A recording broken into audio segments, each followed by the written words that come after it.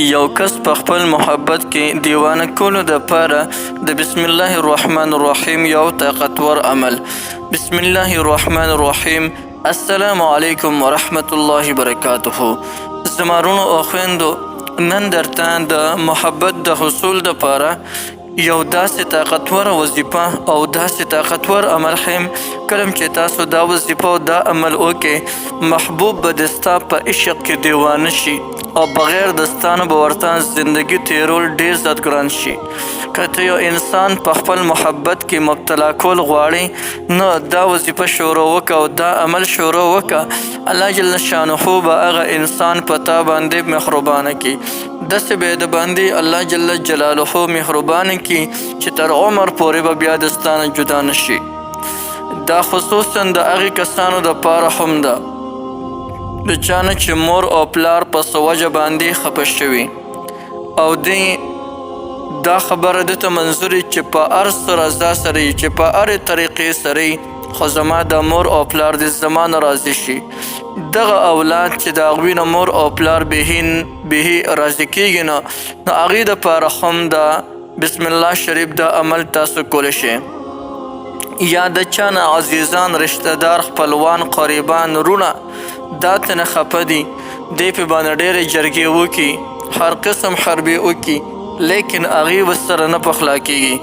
که د بسم الله شریف دغه طاقتور عمل د هغې دپاره هم وکړي، نو الله به ورسره دغه کسان چې دوی سره روغ نه وي، الله جل شانه به ورته دغه کسان هم روغ کړي.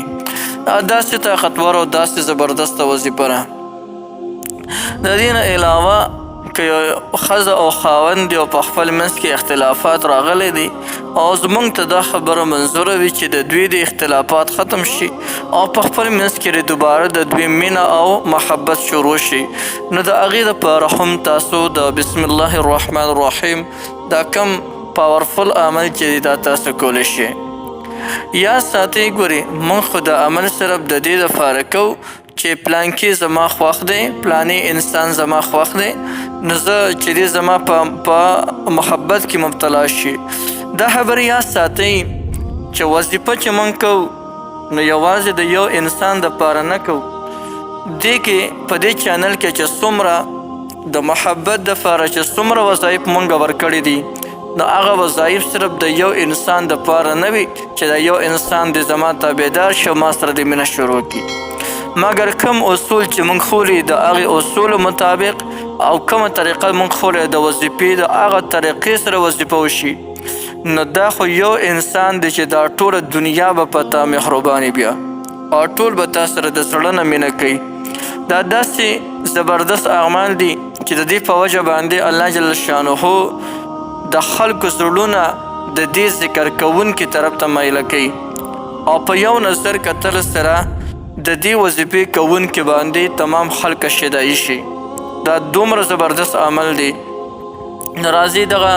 وظیفه او د عمل درته ښیم که یو انسان ته په خپل محبت کې مبتلا کول غواړي. او دا خبر یاد ساتئ چې دوه وروڼه هغه په خپل کور کې روان وان قریب چې د یو بل وینې توی کړې وي، ما چې کله ورته دا عمل وښود بسم الله الرحمن الرحیم ده، مې دا وله وکړه، خو چې هغوی د باندې پوه نه شي په داسې حالات کې. دا په دې اوبو کې همدغې طریقې سره وکړه چې کومه طریقه درته ما وښوله،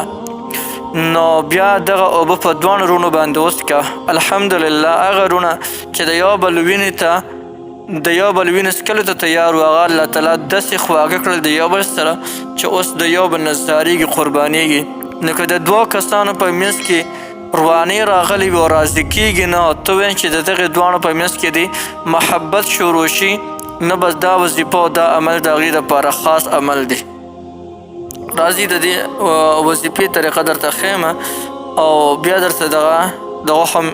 ښیم عمل. د دې وظیفې کولو طریقه دا ده او د دې عمل کولو طریقه دا ده چې سپارغ وخت کې، داسې وخت کې چې دې وظیفې کولو په وخت کې چا سره خبرې اترې ونه کړي، یو ځای کې هغه اوبه چې د کمې نه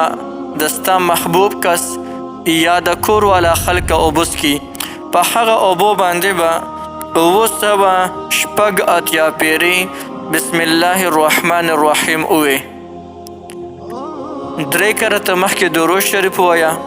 بیا 980 کرته بسم الله الرحمن الرحیم ووایه او بیا 3 کرته پر رسول الله صلی الله علیه وسلم مبارک باندې درود شریف ووله او بیا پې باندې دغه اوبه دم که